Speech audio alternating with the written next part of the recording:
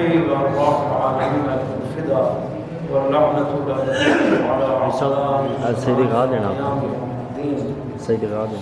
رب اشرح لي صدري ويسر لي أمري واحلل عقدة من لساني يفقهوا قولي رب أدخلني مدخل الصدق واجعلني من لدنك سلطانا نصيرا.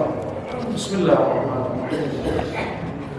وسع كرسيه السماوات والأرض ولا يؤوده حفظهما وهو العلي العظيم. لا إكراه في الدين قد تبين الرشد من الغي فمن يكفر بالطاغوت ويؤمن بالله فقد استمسك بالعروة الوثقى لا انفصام لها والله سميع عليم.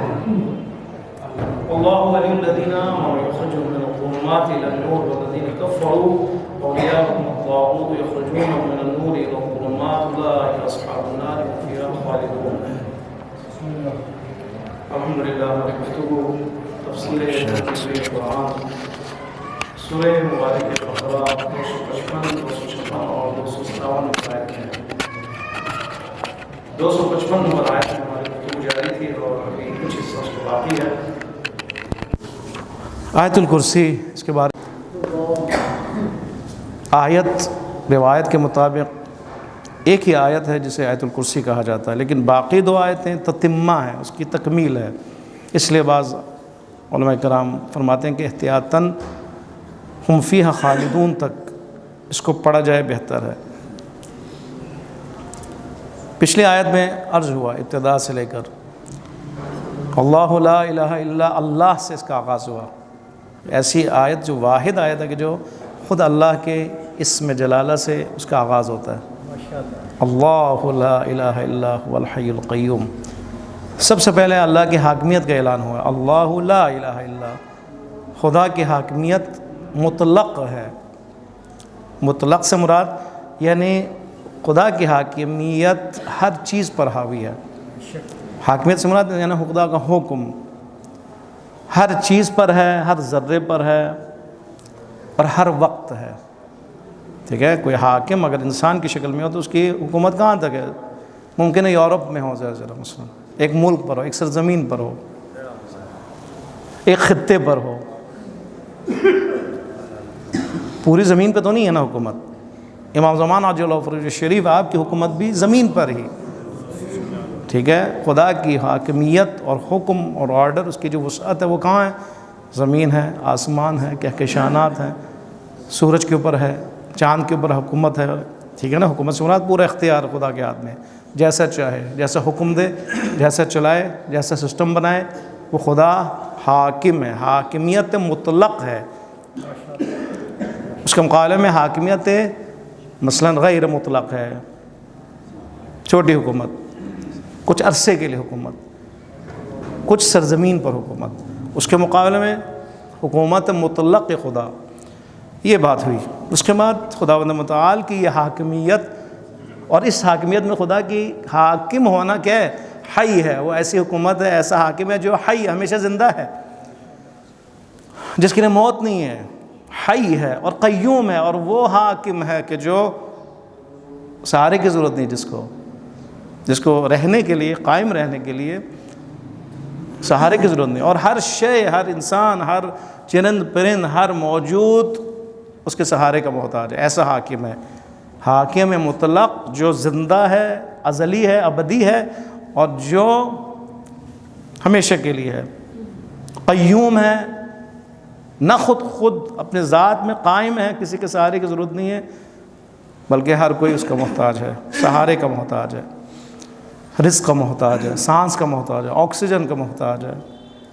ٹھیک ہے، رہائش کے لیے مسکن کا محتاج ہے، ماں باپ کا محتاج ہے. لیکن خدا کے لیے ایسا کوئی تصور نہیں ہے. خدا کو نیند نہیں آتی، نہ اونگ آتی ہے، نہ خدا غافل ہوتا ہے. ایسا حاکم ہے کہ اس کے لیے غفلت کا تصور نہیں ہے. ٹھیک ہے نا، حاکم یعنی ہمتن گوش، ہمیشہ کے لیے اپنے جو محکوم ہے، جو اس کے انڈر میں، اس کے پر نظر رکھے. لا تأخذہ سنۃ ولا نوم، نہ اونگ اس کو گھیرتی ہے، نہ نیند اس کو گھیرتی ہے. ایسا حاکم ہے. ایسا حاکم ہے کہ جو مالکیت مطلق بھی رکھتا ہے، مالک بھی ہے. مالک ہے اسی لیے وہ حاکم ہے نا. مالکیت اور حاکمیت کا آپس میں تعلق ہے، ٹھیک ہے؟ میں اگر اس گلاس کا مالک ہوں تو میں اس کے اوپر حکم بھی رکھتا ہوں، میں کسی کو بھی دے دوں، توڑ دوں، رکھ دوں، بیچ دوں۔ مالکیت کے بعد حاکمیت ہے، مالکیت جتنی ہو وسیع اتنی حاکمیت ہوتی ہے وسیع۔ خدا کی مالکیت بھی مطلق ہے، پروردگار عالم کی حاکمیت بھی مطلق ہے، ٹھیک ہے؟ ہر شے کا مالک ہے، جس کا بھی آپ تصور کریں، چاہے زمین میں ہو، آسمان میں ہو، آسمان کے اندر، زمین کے عمق میں، سمندر کے اندر، ہر جگہ پر جو شے ہے اس کا مالک کون ہے؟ خدا ہے، مطلق ہے، یعنی کوئی بھی چیز باہر نہیں ہے خدا کی مالکیت سے، اس لیے وہ حاکمیت بھی رکھتا ہے۔ پھر وہ عرض ہوا خدا جو ہے شافع ہے، شفاعت بھی مطلق رکھتا ہے، جس کی شفاعت کرنا چاہے۔ اس کے بعد فرمایا عالم مطلق ہے، خدا علم مطلق رہتا ہے، کوئی ایسی چیز نہیں اس کے علم میں خدا سے باہر ہو، ٹھیک ہے؟ شفاعت اور علم کو آپس میں جوڑ دیا کہ خداوند متعال شافع ہے، اور کوئی بھی اگر شفاعت کرنا چاہے خدا کے حکم کے بغیر نہیں ہوگا، الا باذنہ، کوئی بھی اگر شفاعت کرنا چاہے۔ اب بتا شفاعت کے بارے میں اشارہ ہوا کہ شفاعت کی دو قسمیں، شفاعت تکوینی ہے، شفاعت تشریعی ہے۔ شفاعت تکوینی ہر جگہ پر ہے، یہ شفاعت سے کیا مراد ہے؟ یعنی ایسی قوی چیز موجود، برتر چیز کہ جو اپنے ضعیف کی مدد کرے اس کو اپنے ہدف تک پہنچانے میں، اس کو کہتے ہیں شفاعت، ٹھیک ہے؟ کوئی بھی قوی چیز، برتر چیز جو اپنے سے ضعیف کی کیا کرے؟ رہنمائی کرے، مدد کرے، تاکہ وہ رشد کرے، ترقی کرے اور اپنے ہدف تک پہنچ جائے، ٹھیک ہے؟ اگر ہم یہ مان لیں شفاعت کا، ہر چیز میں شفاعت ہے، بس شفاعت تکوینی ہے۔ بس ایک دانہ گندم کا اگر آپ اس کو زمین میں ڈالیں گے تو دانہ جو درخت بنے گا یا وہ پودا جو درخت بن کے پھل دے گا، شفاعت کی ضرورت ہے۔ کیا ضرورت ہے؟ زمین کی ضرورت ہے، مٹی کی ضرورت ہے، ہوا کی ضرورت ہے، پانی کی ضرورت ہے، روشنی کی ضرورت ہے، 4 چیزیں ضروری ہیں اس کے لیے۔ یہ 4 چیزیں اللہ کی طرف سے کون ہے؟ شفیع ہیں، یعنی اس دانے کی مدد کر رہی ہوتی ہیں کہ دانہ پھٹے تو اس میں سے کونپلیں نکلے، تنا نکلے، زمین کو پھاڑ کے اوپر آئے، اور اس کے بعد یہ اپنا وہ مراحل جو طے کرنا وہ طے کرے۔ بس اس دانے کو اس مرحلے میں پہنچانے کے لیے جو اس کا ہدف ہے کیا ہے؟ سایہ دے، پھل دے، فروٹ دے، ہمارے کام ہے، انسانوں کے ہیں، حیوانوں کے کام ہے۔ شفاعت کی ضرورت ہے، یعنی کیا؟ مدد کی ضرورت ہے۔ شفاعت یعنی مدد۔ یہ دانہ اگر سڑا ہوا ہو، یہ دانہ اگر خراب ہو، بتائیں مٹی کام کرے گی؟ ہوا کام کرے گا؟ روشنی کام کرے گی؟ پانی اب پورا سمندر اور دریا اس کو بہا دیں، کوئی چکر نہیں ہے۔ کیوں؟ اس دانے میں قابلیت ہی نہیں ہے۔ لہٰذا شفاعت کے لیے جس کی شفاعت ہو رہی ہے اس پہ قابلیت کا ہونا ضروری ہے، قابل ہو، سڑا ہوا نہ ہو، خراب نہ ہو، اس کے اندر جو سیلز ہیں وہ موجود ہو، وہ حیات زندہ ہو، دانہ زندہ ہو، زندہ، سڑا ہوا نہ ہو، سیلز خراب نہ ہو، بیکار نہ ہو۔ اسی طرح شفاعت تشریعی میں بھی جس کی شفاعت ہونی ہے اس کے اندر قابلیت ضروری ہے۔ لہٰذا یہاں پہ نہ پارٹی بازی ہے، نہ کوئی اور ذہن سے انسان نکال دے کہ ہم جو مرضی کریں ہماری شفاعت ہوگی، نہیں، اس انسان کی شفاعت نہیں ہوگی اگر قابلیت نہ ہو، نالائق ہو، سبحان اللہ، شفاعت نہیں اس کے لیے۔ یعنی شفاعت کرنے والے اور شفاعت جس کی ہو رہی ہے اس میں ہم آہنگی ضروری ہے نا، مطابقت ضروری ہے، مخالفت نہیں ہونی چاہیے، دشمنی نہیں ہونی چاہیے، تعصب نہیں ہونا چاہیے۔ ایک انسان اگر امام حسین علیہ السلام سے دشمنی کرے گا تو وہ شافی ہوں گے؟ نہیں ہوں گے۔ جو متعصب ہوگا، امیر المومنین علیہ السلام علی بن ابی طالب علیہ السلام سے متعصب ہے، اس کی شفاعت کریں گے امام، ٹھیک ہے؟ امام کے لیے ہے نا، جو بھی مرے گا امام وقت احتضار قبر میں تشریف لائیں گے، یہ روایت ہے، معتبر ہے۔ آیا مولا شفاعت کریں گے؟ اصلاً اس میں اختلاف پایا جاتا ہے، اپوزٹ ہے، ضد ہے، ایک مشرق ایک مغرب کی طرف ہے، شفاعت ہوگی نہیں ہوگی۔ یہ اصلاً سڑا ہوا انسان ہے، غیر ہم آہنگ انسان ہے، ہم آہنگی نہیں اس کے درمیان میں، شفاعت ہوگی نہیں ہوگی۔ لہذا شفاعت کے اندر قابلیت جس کی ہو رہی ہے ضروری ہے آپس میں ایک ہوں، ایمانی لحاظ سے اور عملی لحاظ سے اور اطاعت کے لحاظ سے آپس میں رنگ ہو ایک. اس کے بعد اگر کوئی کمی رہ جائے تو وہ شافع آ کر اس کی شفاعت فرمائے گا، کمی رہ جائے تو. ابھی دیکھیں آج جو ایک 255 آیت کا جو کچھ حصہ رہ گیا وہ کیا ہے؟ وسع کرسیہ السماوات والارض. خدا کے حاکمیت کی وسعت بیان فرما رہا ہے خدا. یہ خدا جو حاکم ہے، حکم، اس کی وسعت کیا ہے؟ اس کا دائرہ آیا محدود ہے، چھوٹا ہے، یا ہر چیز کو اس نے اپنے انڈر میں لیا ہوا ہے؟ فرماتے ہیں نہیں، وسیع ہے. کتنی وسیع ہے؟ کرسیہ السماوات والارض. کرسی سے مراد یہاں پر کیا ہے؟ اقتدار. 3 معنی ہے کرسی کا. کرسی یعنی اقتدار، خدا کے اقتدار. کرسی ہے نا، جو کرسیوں کی جو لڑائی ہوتی ہے ہماری سیاست میں کرسی کے لیے، کرسی سے مراد یعنی کس طرف اشارہ ہے؟ اقتدار، حکومت. وسع کرسیہ کا اشارہ ہے خدا کی طرف، یعنی خدا کی جو کرسی، خدا کا جو اقتدار، خدا کی جو حکومت ہے وہ وسیع ہے. کس سے؟ سماوات، سمانی ہے، سماوات، سارے آسمانوں کے اوپر، اس سے وسیع ہے. والارض، اور زمین، پوری زمین، زمین کا جو عمق ہے وہاں آسمان، آسمانوں میں جو کچھ ہے، کہکشان، آسمانوں پہ آپ جو تصور کریں. اب لہٰذا ایک مادی تصور ہوگا، اس کا ایک معنوی ہوگا. عالم مجردات میں، عالم مادیات میں آپ لے جائیں، ٹھیک ہے؟ زمین میں تو مادیات ہے، عرش میں جائیں تو مجردات بھی ہے، فرشتوں کی دنیا، ملائکہ کی دنیا، اس کے علاوہ دنیا، معنوی دنیا، عالم تجردات، مجردات، جس کا کوئی باڈی اور جس کی جسم نہیں ہے ظاہراً دیکھنے میں، وہ دنیا وہاں پر ہے. وہاں پہ بھی خدا کی حاکمیت ہے. 7 آسمانوں پر خدا کی حاکمیت ہے. امام علی علیہ السلام کا کی حدیث، صلوات بھیجیں محمد والے. آپ نے کرسی کی تعریف کی، الکرسی محیط بالسماوات والارض. یہ کرسی جو اقتدار ہے نا، جو معنی اقتدار کا ہے، یعنی کرسی سے مراد اللہ محیط ہے، احاطہ رکھتا ہے آسمانوں اور زمینوں پر، ما بینہما، اور جو کچھ اس کے اندر ہے،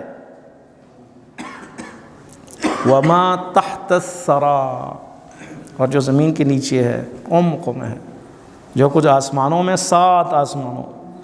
اب وہاں کی دنیا آج تک انسان کشفیات میں مصروف ہے، لیکن بہت کچھ بیان کیا ہے، اور جو بیان کیا آپ اگر ان کے ویڈیوز اور کلپس دیکھیں انسان حیران ہو جاتا ہے کہ زمین کی وہاں پہ کیا حیثیت ہے. کرسی کے لیے ایک روایت ہے، فرماتے ہیں کرسی ایک اقتدار کا معنی ہے، ایک دفعہ ایک موجود کا معنی ہے. یعنی کرسی سے مراد ایسا موجود جس کا وجود اتنا وسیع ہے کہ آسمانوں اور زمینوں سے بھی وسیع ہے. کرسی سے مراد یہ بھی لیا گیا ہے. وسع کرسی یعنی اس کی کرسی، یعنی ایسا ایک وجود ہے کرسی کہ جو ہر چیز کو اپنے گھیرے میں لیا ہوا ہے. اسی لیے فرماتے ہیں مس السماوات والارض عند الکرسی الا کحلقۃ خاتم فی الفلاۃ. یہ جو کرسی ہے اس کو اگر مثال کے طور پہ پیش کیا جائے تو فرماتے ہیں زمین اور آسمان، آسمان 7، زمین، اس کی جو حیثیت ہے کرسی کے مقابلے میں کرسی کے مقابلے میں 7 آسمان اور زمین اور جو کچھ اس کے اندر ہے، اس کو اگر آپس میں مقایسہ کیا جائے، ٹھیک ہے، دیکھا جائے کون بڑا ہے، کس کی وسعت زیادہ ہے. فرماتے ہیں کیسے وہ اس کا مقایسہ کریں گے؟ ایسا ہے جیسے وسیع بیابان میں ایک رنگ گرا ہوا ہو، وسیع، ٹھیک ہے، پتہ نہیں کتنے ملین میل ایک صحرا ہے، اور بیابان اس کے اندر کیا ہے؟ ایک چوڑی گری ہوئی ہو، ایک رنگ گرا ہوا ہو.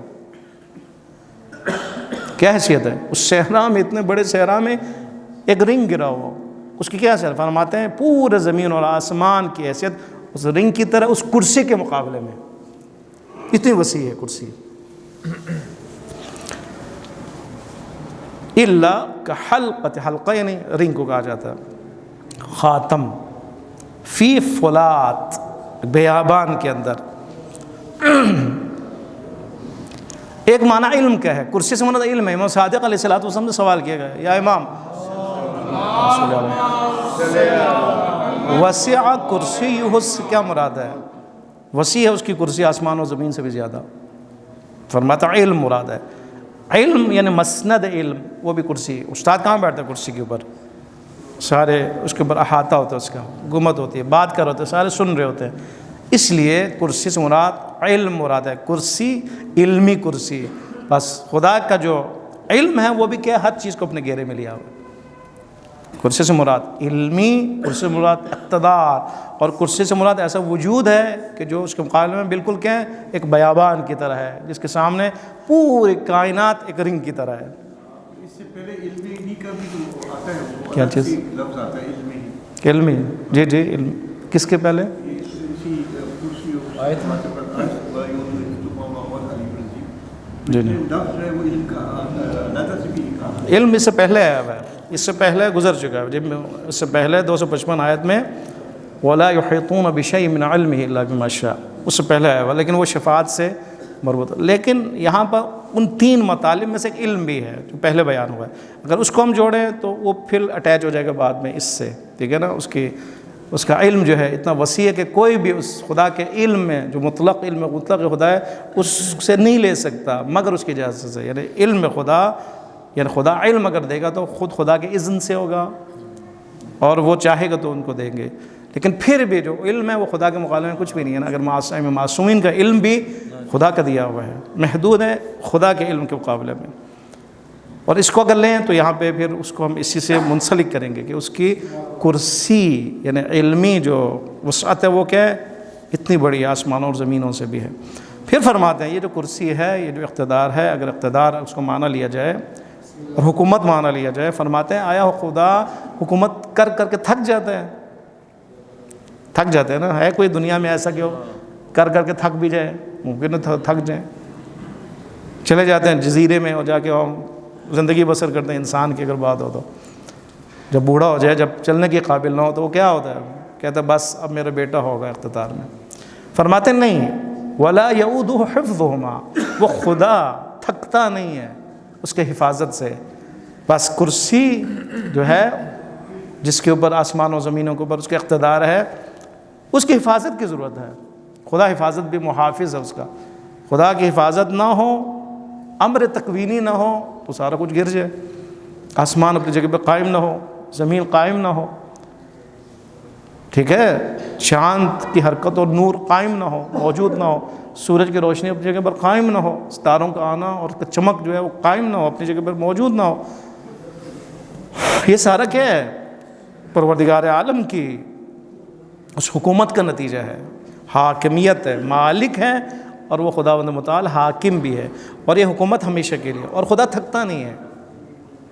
وَلَا يَعُودُهُ حِفْظُهُمَا، کیوں؟ اس لیے کہ وَهُوَ الْعَلِيُّ الْعَظِيمُ، کیونکہ وہ علی اور عظیم ہے، وہ بزرگ ہے، وہ عالی ہے، برتر ہے، وہ عظیم ہے، وہ عیب سے پاک ہے، وہ ضعف اور کمزوریوں سے پاک ہے.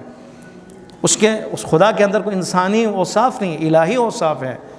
تھکتا ہوا ہے جس کے اندر جسم ہو وہ تھکتا ہے. خدا کو جسم نہیں رکھتا، نور ہے، نور مطلق ہے. وہاں پہ تھکن نہیں ہے، سست ہونا نہیں ہے، ہار ماننا نہیں ہے وہاں پر.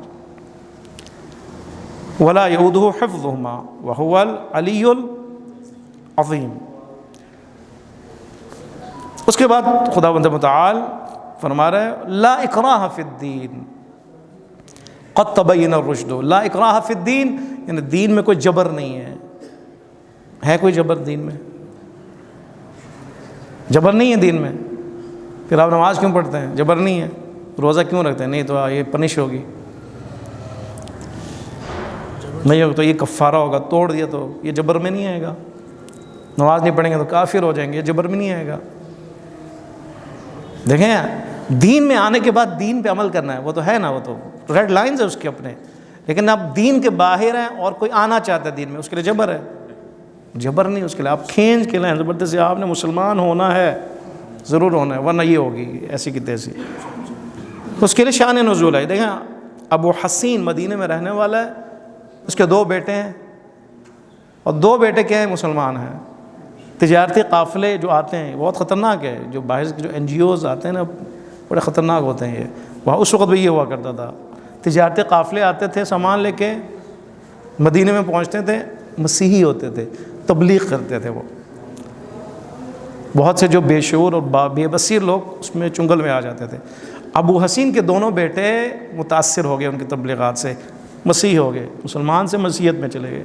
باپ پریشان، یا رسول اللہ کیا کروں؟ اس طرف چلا گیا، یہ جہنمی ہو جائے گا یہ تو.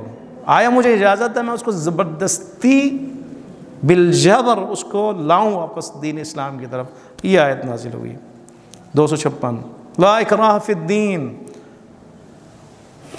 دین میں جبر نہیں ہے، جبر نہیں ہے دین میں، زبردستی نہیں لا سکتے. اس لیے کہ آپ زبردستی لائیں گے تو اس کی قیمت نہیں ہے نا. استدلال کر سکتے ہو، دلیل دے سکتے ہو، بات چیت کر سکتے ہو، بحث کر سکتے ہو، مباحثہ کر سکتے ہو، ڈسکشن کر سکتے ہو، یہ ممکن ہے. لیکن زبردستی والی کام نہیں ہے. اس لیے کہ دین عین فطرت ہے اور عقل اس کو مانتی ہے، ہم آہنگ عقل سے، انسانی سے. لہٰذا وہاں پہ جبر کی ضرورت نہیں ہے. جبر وہاں پہ جہاں پہ خلاف فطرت ہو اس کو منوایا جاتا ہے. لیکن انسان کی فطرت پاک ہو، عقل کام کر رہی ہو، تاریک نہ ہو، تعصب کے عینک نہ پہنا ہو اس نے، آبائی دین کا غلاف نہ چڑھا ہو اس کے اوپر، ٹھیک ہے، تو اس کے لیے کیا ہے؟ راستہ کھلا ہوا ہے. فکر کرے گا اور وہ آ جائے گا اس کی طرف. اس کے لیے فکر عبادت ہے نا. ایک لمحے کی فکر 60-70 سال کی عبادت سے بہتر ہے. ایک لمحے کی فکر. اسی لیے مستحب ہے کہ ایک مومن ہر روز فکر کے لیے اپنے لیے وقت معین کرے. رہبر معظم انقلاب نماز مغرب عشاء کے بعد، یعنی ان کا اصول ہے، بیٹھتے ہیں خاموش خاموش، کسی سے کوئی بات نہیں، دیکھتے ہیں کیا ہوا، کیا کیا، کہاں پہنچے، کہاں. یہ ایک تربیتی ایک بہت اہم چیز ہے یہ، کہ انسان یہ نہیں کہ نماز پڑھے جائے ادھر جائے، ایک مصروف ایک زندگی جائے آئے کھائے پیے، اس کے بعد ایک فرصت ہی نہ ہو، اس کے اندر سوچنے کا بھی فرصت نہ ہو، پتہ ہی نہ ہو کہ اس نے کیا کیا، کہاں پہنچا، غلطی تو نہیں کی، کوئی خطا تو نہیں کی، ایسا کام تو نہیں کہ معصوم ناراض ہو. فرماتے ہیں ایک لمحہ کے لیے آپ فکر کریں کیا کیا ہے، توبہ کی طرف آئے گا. توبہ کے راستے کیسے کھلتے ہیں؟ فکر سے کھلتا ہے. ٹھیک ہے، توبہ تک انسان کیوں نہیں پہنچتا؟ اس لیے مصروف ہے، مشغول ہے، موبائل میں، لیپ ٹاپ میں، سوشل میڈیا پہ، اصل وقت نہیں ہے اس کے لیے سوچنے کا. اس کے بعد حملات اس کے اوپر ہوتے ہیں، حملے ہوتے ہیں اس کے اوپر، وسوسے آتے ہیں، پھر بھی وہ نہیں سوچتا، فوراً چلا جاتا ہے، وسوسوں کے نظر ہو جاتا ہے انسان. لا اکراہ فی الدین، دین میں جبر نہیں ہے. قانون دین میں جبر نہیں ہے. کیوں؟ وجہ بیان فرما رہا خدا. وہ جو شبہ ہے وہ دور فرما رہا خدا. جو کوشچن ذہن میں ہمارا آتا ہے کیوں نہیں جی، پھر تو مسئلہ ہو جائے گا. نہیں، دین میں جو باہر ہو، باہر اس کو دین اسلام میں لانے میں، یا شیعہ نہیں ہے اس کو تشیع میں لانے کے لیے جبر نہیں ہے. کیوں جبر نہیں ہے؟ قد تبین الرشد من الغی، اس لیے کہ رشد غی سے روشن ہو چکا ہے. ایک واضح چیز ہے، آشکار چیز ہے. رشد غی کے مقابل میں، رشد سے کیا مراد ہے؟ یعنی راہ پا لینا، راستہ پا لینا، حق کو پا لینا، اس کو کہتے ہیں رشد. حق تو واضح ہے، آشکار ہے. جھوٹ سب کے لیے آشکار ہے یا نہیں ہے؟ سچ سب کے لیے آشکار ہے نہیں ہے؟ اس کا کوئی تعلق ہے یہ مسلمان ہو غیر مسلمان ہو؟ انسان اگر ہے تو وہ جھوٹ کو ناپسند کرے گا. سچ حق ہے، جھوٹ باطل ہے. ظلم کی مذمت کون نہیں کرتا؟ انصاف حق ہے، ظلم جو ہے وہ منفی چیز ہے، واضح ہے. کوئی آگے اس کو سمجھائے کہ یہ کرے، فطرتی ہے نا، یہ اس کو ناپسند ہے. فرماتے ہیں قد تبین الرشد، رشد واضح ہو چکا، تبین واضح ہو چکا ہے. اس لیے اکراہ کی ضرورت نہیں ہے، زبردستی کی ضرورت نہیں ہے دین کے اندر. اس لیے کہ ہر چیز واضح اور آشکار ہے. رشد آشکار ہے، راہ آشکار ہے. قرآن نے بتایا، ائمہ نے بتایا، روایات موجود ہے، باقی چیزیں موجود ہیں. کچھ بھی نہ ہو پھر بھی عقل موجود ہے اور فطرت اس کے اندر موجود ہے. یہ سارا انسان کو بتانے کے لیے، بصیرت پیدا کرنے کے لیے، شعور پہ اجاگر کرنے کے لیے، یعنی اس انسان کو حق اور باطل کا پتہ چل جائے، اسی کے لیے. قد تبین الرشد من الغی، غی یعنی حقیقت سے اس کے بالکل اپوزٹ ہے. حق کو پا لینا، راستے کو پا لینا، صراط مستقیم کو جان لینا، یہ صراط مستقیم ہے۔ رشد، انحراف ہو جانا، دور ہو جانا، یہ ہے غی۔ فرماتے ہیں اور رشد غی کے مقابلے میں واضح اور آشکار ہو چکا ہے۔ اس لیے آگے فرماتے ہیں فَمَن يَكْفُرْ بِالطَّاغُوتِ وَيُؤْمِنْ بِاللَّهِ، اس کے بعد ایک جو اس کی وضاحت ہوتی ہے آگے کہ بس اتنا واضح ہے، اور واضح ہونے کی صورت میں دو قسم کے لوگ وجود میں آتے ہیں، دو قسم کے۔ ایک وہ ہیں کہ جو اللہ کی ولایت میں آ جاتے ہیں، اور ایک گروہ ہے جو اللہ کے مخالف اور طاغوت کے ولایت میں آ جاتے ہیں۔ ٹھیک ہے، فَمَن يَكْفُرْ بِالطَّاغُوتِ، صرف ترجمہ میں کروں گا پھر تشریحات میں۔ فَمَن يَكْفُرْ بِالطَّاغُوتِ، پس جو بھی انکار کرے گا طاغوت کا، وَيُؤْمِنْ بِاللَّهِ، اور جو ایمان لے کے آئے گا خدا پر، فَقَدِ اسْتَمْسَكَ، پر اس نے پکڑ لیا ہے، بِالْعُرْوَةِ الْوُثْقَىٰ، عروۃ الوثقیٰ، اس دین کو مضبوطی سے پکڑ لیا اس نے۔ انکار طاغوت اور ایمان باللہ، یہ دو چیزیں کہ جو بالکل ایسے ہے جیسے انسان نے اس کنڈی کو پکڑ لیا دین کے کہ وہ لن انفصام لہا، کہ وہ اس سے الگ نہیں ہو سکتا۔ واللہ سمیع علیم، اور اللہ سمیع علیم ہے۔ مقابلے میں اللہ ولی الذین آمنوا، اللہ ولی ہے ان لوگوں کا۔ بس ولایت کا ایک چیپٹر جو وہ کھل جاتا ہے، ایک موضوع اور عنوان کھل جاتا ہے، ولایت، اللہ کی ولایت، شیطان کی ولایت۔ ولایت سے کیا مراد؟ اختیار، جس کو وہ ولی بنا رہا ہے اس کو اپنا اختیار دے رہا ہے۔ جس کو بھی، اگر وہ شیطان کو ولی بنا رہا ہے، یعنی شیطان کو اپنا اختیار دے دیا اس نے، شیطان کی حکومت اس پر قائم ہو، کیونکہ ہماری حکومت ہمارا بحث تھا، لہٰذا ولایت کا تعلق حکومت سے ہے، حکومت حاکمیت سے ہے۔ بس اگر ولایت جس کے انسان جس کے انڈر میں آ رہا ہے، ولایت کے ولی کے، جس کو وہ ولی بنا رہا ہے، ممکن ہے شیطان اس کا ولی ہو، ممکن ہے اللہ اس کا ولی ہو۔ اللہ کی ولایت میں آئے یعنی اپنا اختیار اللہ کو دے دیا ہے۔ ٹھیک ہے، اگر شیطان کی ولایت میں آ رہے ہیں اپنے پورا اختیار شیطان کی ولایت، یہ اس کا ماحصل اور اس کا نتیجہ ہے کہ انسان ایک ایسے مقام پر پہنچ جائے کہ وہ جہنمی نہ ہو، وہ نجات یافتہ ہو، وہ انسان باشعور ہو اور انسان بابصیرت ہو، جبر کے ذریعے بلکہ عقل کے ذریعے سے، شعور کے ذریعے سے وہ میدان عمل میں وارد ہو اور آئے، اور اس کے بعد اپنی قیمت کو جو ہے وہ بڑھائے۔